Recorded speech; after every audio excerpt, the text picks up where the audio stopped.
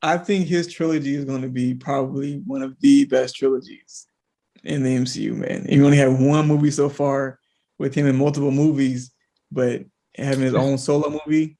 Especially if the rumors are true.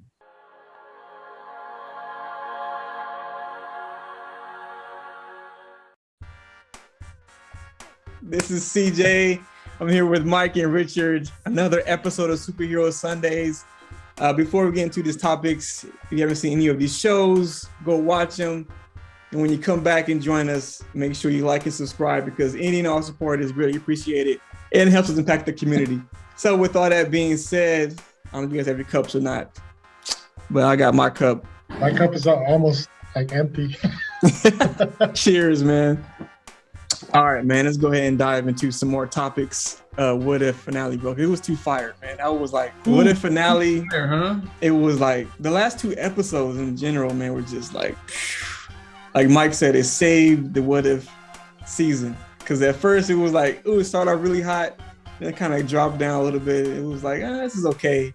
But the last two episodes were legit. Richard, man, what'd you think about the last two episodes with? Some people call them Viztron, Ultron / Vision. Viztron. What do you think about the last two episodes, man? Oh man, they were very intense. Is the word to say, especially for an animated movie. Just so much was going on. I mean, that little fight from Ultron and the Watcher.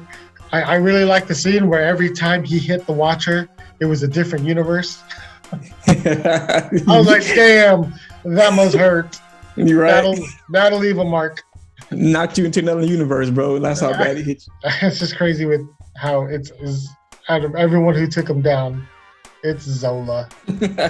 Zola's the hero. Like, what? I totally forgot about that person, man. Mike, man, what you think about the last two episodes? I thought that was pretty good writing to bring Zola back, man. Episode 9, the finale, was it had its really good moments. It had some moments where I was like, about, but really good moments. Like, for one, why only 9 characters? Or, 7 characters that you decided to capture. Out of all the multiverse, you decided to only get 7. I was thinking about that too. I understand, but some of his choices, I'm like. Some people were like, there was a meme where he went to get Gamora, and Tony Stark was alive in that universe. And he went to get Gamora. He's like, "Hey, Gamora, killer of Thanos. You've been chosen." And people were like, "Iron Man, he's there too." Like, what are you gonna do with that? A helper creator of Ultron that could help out with, taking him down. And he's like, "Tony, not you." Yeah. So it was like, okay, but it's just one of those things where it was just writing. But there's people like me and other people that read a little bit of comics that were like, you could have chose so much better. Right. I thought it was pretty cool that he chose, the Doctor Strange that ruined his universe to kind of redeem. To be fair, he's an OP character. That dude was super OP, right, Richard? Like, Strange Supreme is OP character. Yeah, bro. Yeah. Like, he was right, Richard. Like, he held his own, pretty much most of the episode. Where he was like, he protected all the guardians of the multiverse. Now, he protected all of them, and at the same time, he's fighting Ultron. He was like ridiculous powers, and these spells he was using. He was like, yes, that's how Doctor Strange is supposed to be used. That's how strong Doctor Strange really is. And the one we're going to see in No Way Home, I don't know what's going on. That guy messing up spells and causing chaos. Like, I don't know who that guy is, but yeah, it's like, so that's kind of interesting. You got to see how a real Doctor Strange, how you can, if you really utilize him the right way, you can see how powerful you can be versus, what we're going to see in No Way Home. So I don't know. Like I said, maybe the Watcher kind of knew, like, I want to pick the right team.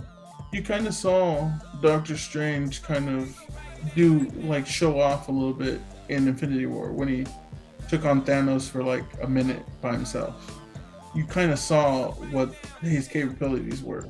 Mm-hmm. right? And all he had was the time stone, but he never really used the time stone. So those were just his his base level, and he was keeping up with Thanos for a while. Yeah, and Thanos had the Infinity Stones.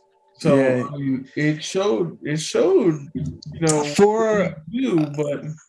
for a character who's only had one movie in the MCU so far, I don't know, they've been developing him really well, and he's like kind of real staple in the MCU, man. Like, he's someone that can hold things together and bring things together because he's so powerful. Not No Way Home. That's the thing too. Is that even the real Doctor Strange, man? You can't turn on the heater. Yeah. Yeah, man. Like I said, I'm excited to see what he's gonna do in this No Way Home and how his character's gonna develop, because we haven't had a second movie for him yet. So it's like, I'm gonna say I think his trilogy is gonna be probably one of the best trilogies in the MCU, man. He only had one movie so far with him in multiple movies, but having his own solo movie, especially if the rumors are true of the people that are going to be in it. They're gonna have. I heard there was a plot leak for it, and I don't know. That Wanda is going to be like one of the main villains. That he's going to try to stop her, and she's going to go around to different universes fighting people. And one of the people that she decides to fight is Professor Xavier, but like Professor X. But Ultimate Professor Xavier, and to see that kind of fight, gonna be amazing, bro. Like I'm saying, that's Doctor Strange too. Like, that's gonna be, and he's gonna be like probably gonna be like that person in the fight where he's gonna make sure that things doesn't go too far. Like Wanda and Xavier are gonna be like battling out 100% at each other. And he's gonna be like, "Yo, let's try to keep this like, and within this realm." Yeah, man. Showing off like flexing, but not really flexing, but flexing in the fact that he's controlling and keeping this ridiculous war contained. You know what I mean? Dang, bro. He's not fighting these two massive characters, but he's kind of like showing off that he's stronger than them, because he's containing the fight, in this pocket reality or whatever, and still moving around and doing things. And if that's the case, like, it's gonna, like you said, it's gonna be an epic movie. It's gonna be another 3-hour movie. You think? That's a movie that I wouldn't mind being 3 hours.